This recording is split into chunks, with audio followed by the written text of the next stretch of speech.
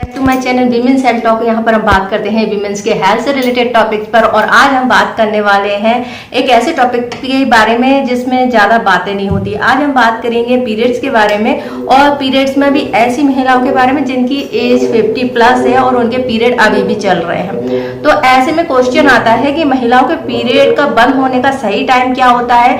क्या ये 50 या 55 के बाद भी चालू रहते हैं? अगर किसी महिला के रहते हैं तो कौन कौन सी प्रॉब्लम की वजह से हो सकते हैं, इस पर बात करेंगे। तो चलिए वीडियो शुरू करते हैं और जानते हैं एक नॉर्मल एज क्या होती है महिलाओं के पीरियड बंद होने की, और अगर उस एज के बाद भी पीरियड होते हैं तो क्या किसी प्रॉब्लम की वजह से होते हैं, और एक नॉर्मल पीरियड किस तरीके का होता है, और मीनोपॉज के पास की एज में पीरियड आपके किस तरीके के हो जाते हैं।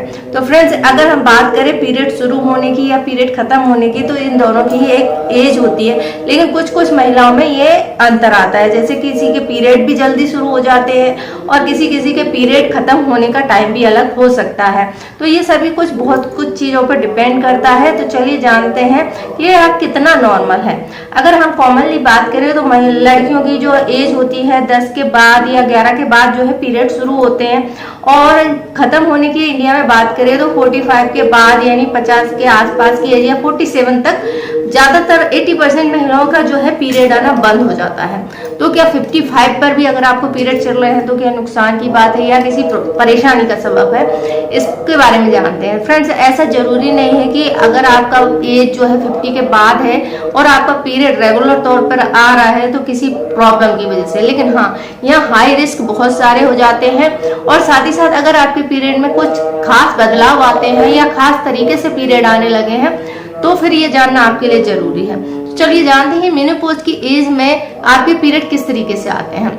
फ्रेंड्स, जैसे ही आपकी मेनोपॉज की एज हो जाती है या आपका पीरियड जो है बंद होने वाला होता है, उस टाइम पर आपका जो रेगुलर तौर पर जो पीरियड हर महीने आता था वो नहीं आता है। फिर 1 महीने 2 महीने कभी कभी 3-4 महीने के स्किप करके फिर आने लगता है।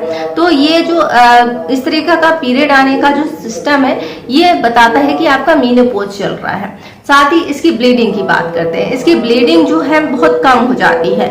नॉर्मली पीरियड में आपकी 5 ml ब्लीडिंग होती है, लेकिन जैसे ही आपकी मेनोपॉज आता है तो इसमें आपकी ब्लीडिंग बहुत कम होती है। कभी कभी तो केवल स्पॉटिंग ही रह जाती है। और कई सारे चेंजेस में एक चेंजेस ये भी आता है, या तो कभी कभी आपकी स्पॉटिंग होती है या फिर कभी कभी हैवी पीरियड आता है।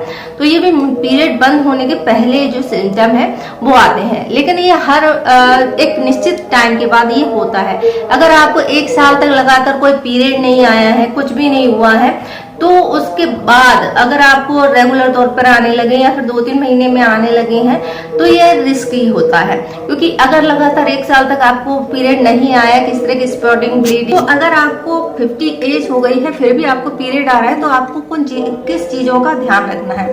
तो चीजों को ध्यान रखने के पहले हम उन टॉपिक्स को कवर करते हैं जिनकी वजह से आपको ये ब्लीडिंग या स्पॉटिंग हो सकती है पीरियड के अलावा। तो इसमें जो 50 की एज के बाद में जो प्रॉब्लम्स आती हैं, मोस्टली तो 47 या 50 तक पीरियड बंद हो जाते हैं, लेकिन अगर आपके बंद होने के बाद भी ब्लीडिंग हो रही है तो इनके क्या क्या कारण हो सकते हैं। सबसे पहले होते हैं पॉलिप्स, जो कि यूट्रस में पॉलिप्स बन जाते हैं और इसके कारण से आपको कभी कभी ब्लीडिंग हो सकती है। इसके अलावा होता है एंड्रोमेट्रियल हाइपरप्लेसिया, जो कि एंड्रोमेट्रियल थिकनिंग होती है उस पर डिपेंड करता है और इसकी वजह से भी आपको ब्लीडिंग होती है। इसके बाद में होता है सर्वाइकल कैंसर, जो जिसके केसेस बहुत ज्यादा महिलाओं में देखने को मिलते हैं, क्योंकि इसके बहुत ज्यादा सिम्टम नहीं होते। या तो आपको डिस्चार्ज होता है स्मेली सा, या फिर जो डिस्चार्ज होता है उसकी वजह से आपको स्पॉट्स बनते हैं, वॉटरी भी हो सकता है, ब्लैक भी हो सकता है, या फिर जो डिस्चार्ज उसमें स्मेल आती है। तो यहाँ पर आपको रुक रुक कर ब्लीडिंग होती है। तो ये इसके सर्वाइकल कैंसर के सिम्टम होते हैं। तो इसका ये भी एक कारण होता है जिसके कारण से ब्लीडिंग होती है। नेक्स्ट होता है हार्मोनल इम्बैलेंस, जो कि महिलाओं में बहुत कॉमन समस्या है, और अगर आपकी मेनोपॉज चल रहा है तो ये बहुत ही कॉमन है। और इसके बाद में आता है एंड्रोमेट्रियल कैंसर, यानी आपके गर्भाशय के अंदर की जो लाइनिंग होती है उसमें कहीं कैंसर पनप रहा है तो भी आपको इस तरह की ब्लीडिंग देखने को मिल सकती है। इसके अलावा फाइब्रॉइड्स हो सकते हैं आपके यूट्रस में, उसकी वजह से भी आपको इस तरह की ब्लीडिंग होती है, और कैंसर तो कॉमन कॉजेस है ही। तो ये सारे कारण होते हैं जिसके कारण 50 के बाद भी अगर आपको मेनोपॉज हो चुका है और उसके बाद में अगर आपको ब्लीडिंग हो रही है तो ये इन कारणों से होती है। तो अब इन सब से बचने के लिए आप क्या कर सकते हैं, आपको कौन सी चीजें हैं जो ध्यान देनी है। अगर आपका मेनोपॉज हो चुका है, आप कंफर्म हो चुके हैं और उसके बाद में ब्लीडिंग हो रही है, तो कुछ टेस्ट है जो आपको जरूर करवाने चाहिए, जो कि आपकी 50 या 55 की एज है, इनके दौरान आपको जरूर कराने चाहिए।